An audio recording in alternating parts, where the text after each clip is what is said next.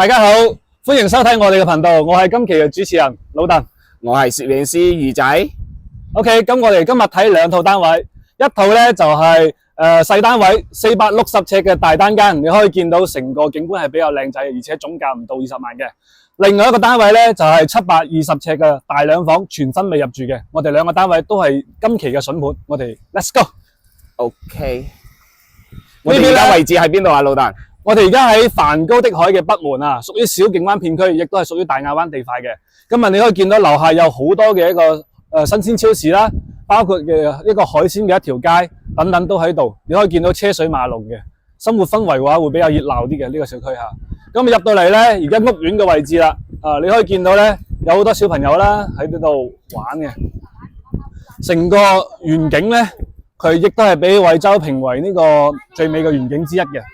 排到第9位嘅。咁啊，呢個樹木咧，你可以見到佢有矮嘅、高嘅、中嘅，佢係錯落有致噶。咁你見到咧，我哋呢邊咧就係組成佢一個好似線形嘅一個組團。呢邊咧就係4到1棟咁組成嘅。呢一度咧前面中間位置咧就係啲細單位啦。再前面咧就係別墅群體係咁打造嘅。咁啊，佢會有好多嘅康養一個設施啦，都會喺呢度。咁啊，成個屋苑你可以見到，都係由呢個跑道組成，一圈嘅話大概就1點幾公里啦。咁啊，魚仔你可以俾大家見到嗱，嗰邊咧就係一啲運動嘅一個場所啊。我哋而家拉近鏡過去望一望好冇？嗰邊咧就有一個籃球場啦、網球場啦，同埋一個羽毛球場都會喺呢邊嘅。景色嘅話其實都係相對嚟講比較宜人啲嘅。空間嘅話，佢成個容積率呢一邊會達到咧係2.3嘅，所以容積率好低，好舒適嘅一個小區。咁啊，呢度你見到啦，平時喺度打羽毛球啊嘛，打籃球，問題都不大。好啦，咁我哋睇個單位係邊一棟啊？我哋單位就係呢一座。OK，咁我哋直接去睇房。OK。Hello， 魚仔。Hello 啊，老鄧。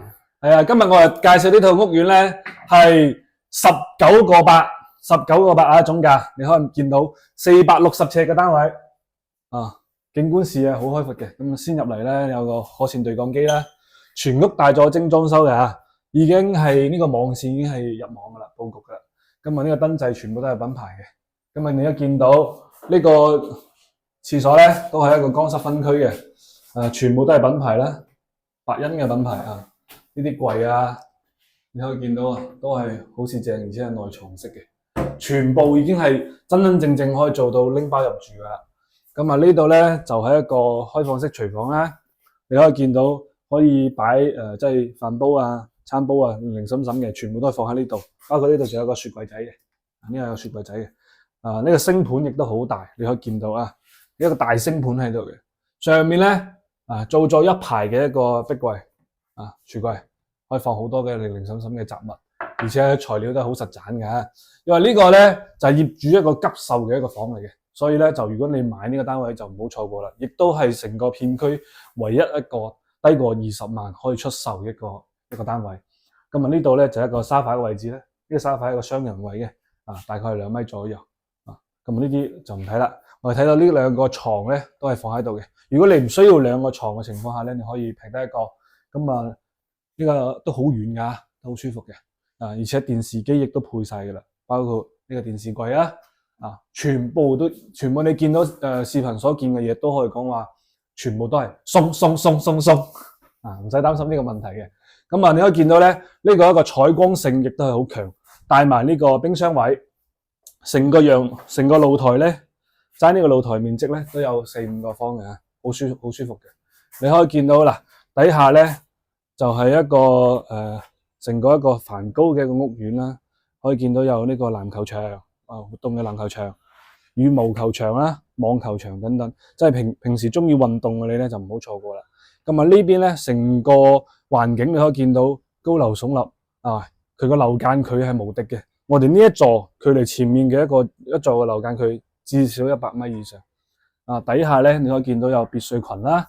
別墅群嘅話就包括呢啲都係雙拼嘅一個別墅，市場價目前市場價400到500個左右咧，亦都可以見到前面咧就係小徑灣嘅屋苑，通過呢個屋苑可以見到，哇，仲有海景添啊，唔係㗎？有2條罅嘅海景添啊！係啊，呢個價位居然仲有海景啊，可以俾大家睇睇啊，真真正正係望海嘅。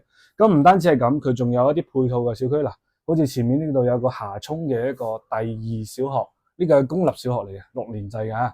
咁佢周邊嘅話咧就係一個海鮮一條街咧，所以佢呢個生活配套係好方便嘅，而且距離小徑灣嘅一個商業配套，行路步行嘅話大概就3分鐘左右，所以你喺呢度起吃喝玩樂都係非常之方便嘅。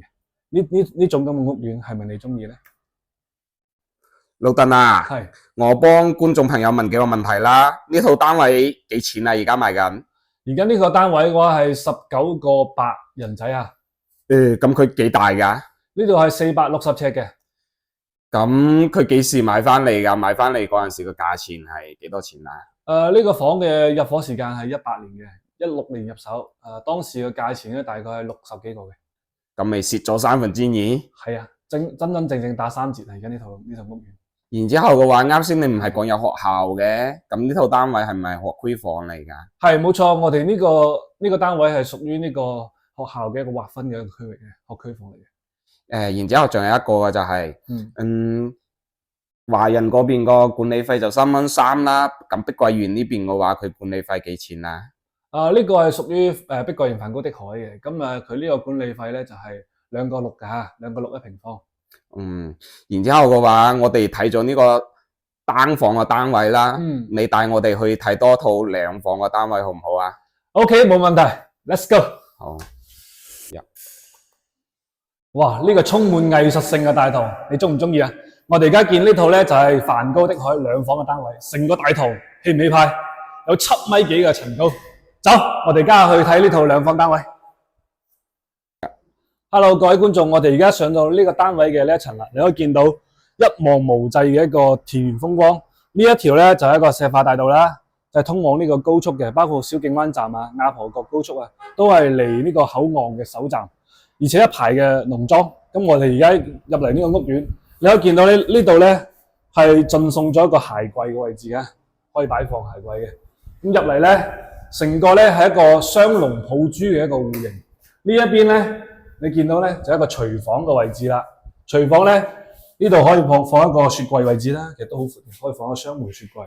咁啊呢度咧業主係全新裝修，未入住過嘅嚇。成個動線係一個 L 型嘅一個設計，而且呢邊仲多一個生活陽台啊。我見到可以擺放洗衣機啊、晾衣服啊都係 OK 嘅。咁啊呢啲櫃咧，你可以見到啊新嘅，未入住過嘅。全部咧都係用呢個多層實木板，再加鋁合金材質去打造嘅。呢個色調咧，亦都係比較襟邋遢少少嘅。呢個星盤咧，哇佢做大咗喎，係咪好好用喎呢個？擺條10斤嘅龍躉應該問題都不大吧？咁我過嚟呢度咧，飯煲位、洗菜位、切菜位，下邊咧仲可以放多一個消毒櫃或者洗碗機都係 OK 嘅。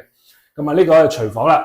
過嚟呢邊咧，哇呢個氛圍燈啊，宇仔幫大家睇下呢個氛圍燈，成個中國地圖。香奈兒咁嘅標誌啊，呢個燈籠好靚啊！嗱，見到咧呢一邊咧就係一個公共呢個廁所嘅位置啦。咁佢做咗1.5嘅一個空間，呢邊就可以洗手，而且呢個業主都係好注重呢個盤啊，係做得好大嘅而且呢度係一個櫃啦，放啲口鐘啊、牙刷啊，完全係 OK，綽綽有餘嘅。後邊仲可以放嘢，勁貴。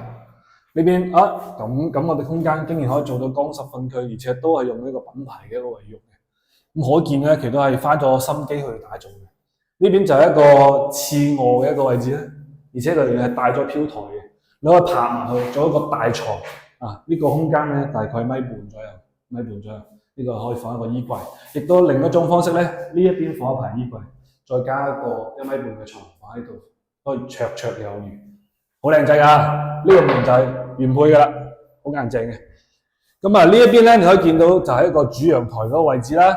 主陽台咧就係一個正南朝向嘅，景觀非常之好。可以見到樓下咧就係籃球場啦、羽毛球場啦、網球場啦，一應俱全。如果中意運動嘅你就唔好錯過啦。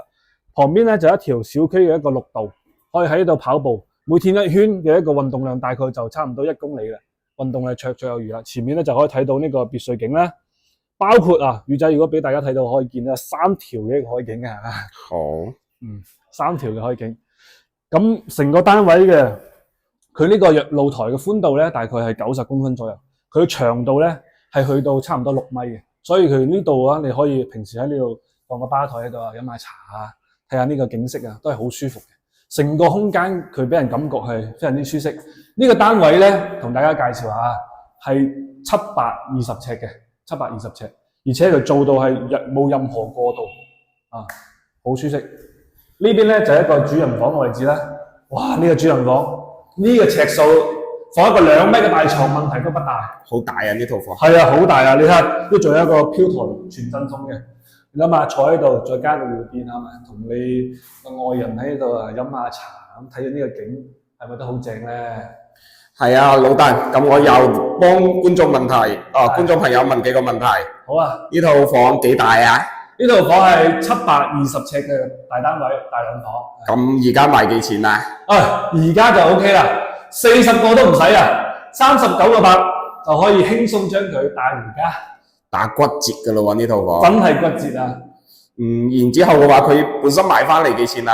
佢呢個房咧就係佢原身係本身係裝修嘅，佢自己再拆咗，再自裝翻嘅。咁佢當時咧就齋發票價咧，應該都係去到90幾嘅啦，90幾發票價，再加上佢裝埋修，應該都翻咗10萬蚊左右，肯定要。然之後呢個大單位嘅話，佢係幾梯幾戶㗎？個梯戶比係點㗎？佢呢邊咧就係3梯6戶嘅，所以唔使擔心電梯嘅問題，好舒適嘅。因為好似呢一邊個單位呢一棟嘅單位嘅話，佢都係2房以上嘅，係咪？係，呢度全部都係2房同埋3房嘅組成，主力軍係2房嘅，所以你見到呢套係朝南向嘅，係比較稀缺嘅一個單位，佢通透對流嘅戶型。好啦，各位觀眾，你哋仲有冇其他問題？有其他問題嘅話，可以留下面評論我哋，同阿老鄧講一聲，我哋見到嘅話，我哋會第一時間回覆你哋嘅啦。係啊，冇錯。上面亦都係我呢個 WeChat 啊。如果國內嘅朋友咧，可以點下上面，可以加我個 WeChat 啊。OK，咁我哋今期視頻就到呢度啦。